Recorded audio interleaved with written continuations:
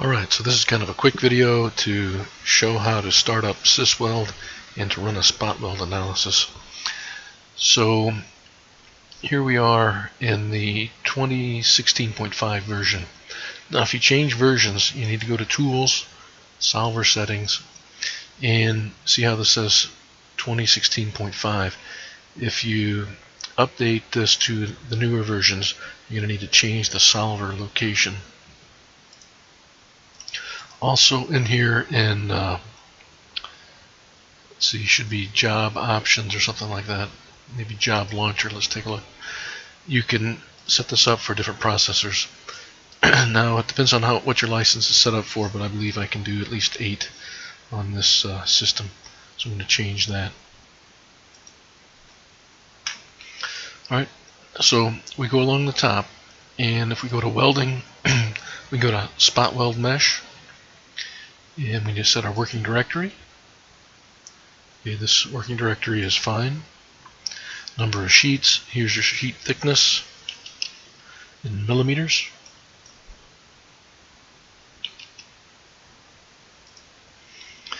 You can use either a predefined geometry for your electrode, where you specify these values as they're defined over here in this panel, or you can set a custom mesh. I'm going to use a custom mesh, and I'm going to do this F3 electrode.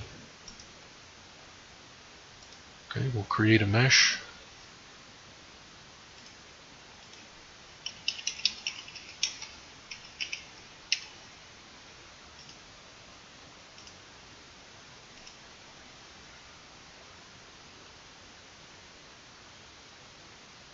Okay, and there it is. And again, that's my F3. These lines that you see on the top and bottom surfaces and around the electrodes, those are lines that define surfaces. There is a heat transfer surface here, so this is where the cooling water would be at. This is an axis symmetric mesh, so there's the line of symmetry right here.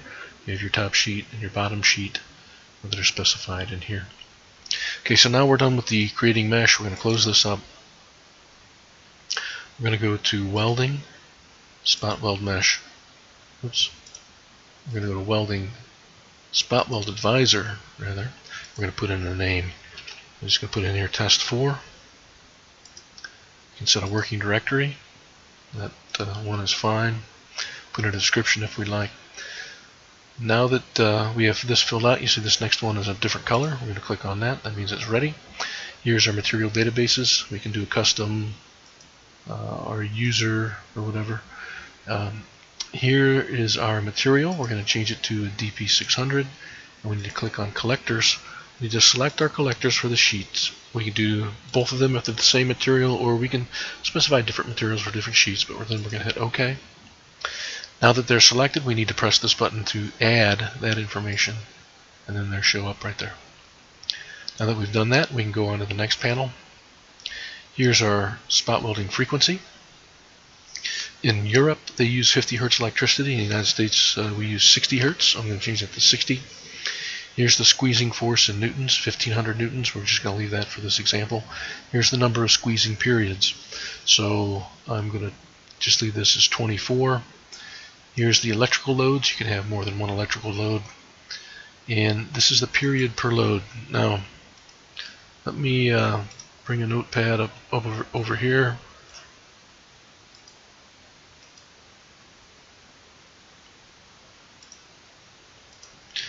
And so what they mean by they use period.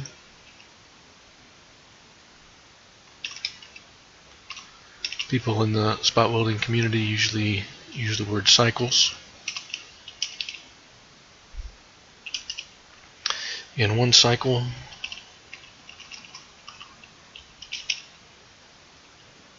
equal to 1 over your frequency, 1 over 60, and that's how many seconds that would be. So that would be different if you're looking at 50 or 60 Hertz frequencies, but that's 1 over 60 is 0.167 seconds per cycle. So that's 167 milliseconds. Sorry, that's 16.7 milliseconds.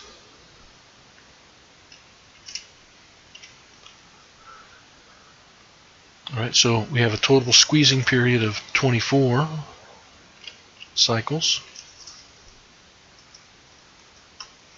That would be 400 milliseconds. And we're going to put a load on here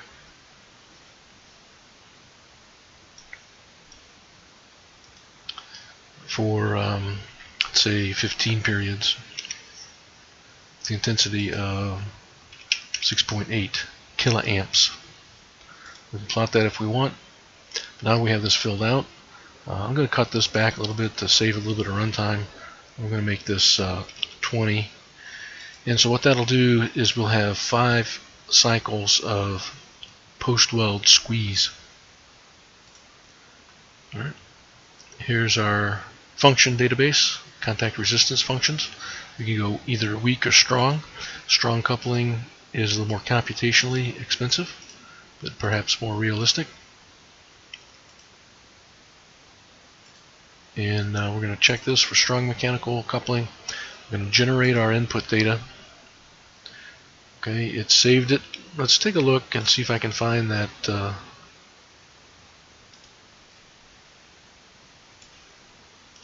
data.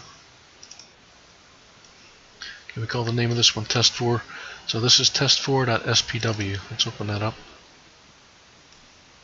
And inside this file is all the information that we have. So this part about the electrode isn't used. Here's the process parameters. 15 cycles of electrical load, 1 electrical load, 60 hertz, 20 periods or cycles of load, and then here's some other information. Here's our 6.8 kiloamp. Here's our Poisson coefficient. Here's our density.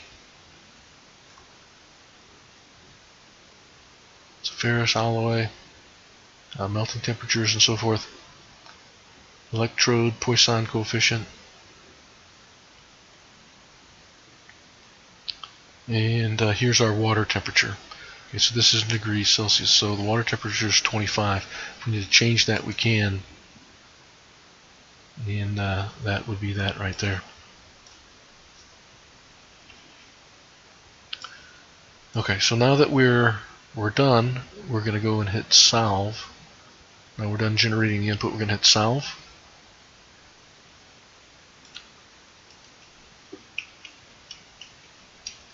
Keeps wanting me to contact the license server, so I need to keep putting that information in. Alright, and it really doesn't do a whole lot.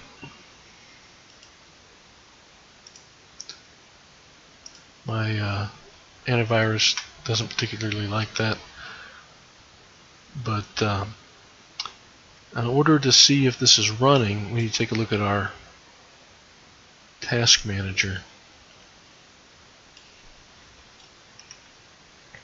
Alright, so this is the task that I'm looking for, systis.exe. Okay, when we see that, that means that it's doing its job. The other way that you can check to see what's going on is if you go into your data folder, you'll see these TMP files. Alright, so the job will be done when those TMP files, those Fortran temporary files, are gone. That's when you know your job is completed. Once the job is completed, this plot button will be accessible, and you can plot these values right here. You can also bring your data files into Visual Viewer, and in that case you'll be able to take a look at phases and temperatures, stresses, strains, and all that kind of information. Alright, so that's just a quick look at Sysweld for spot welding.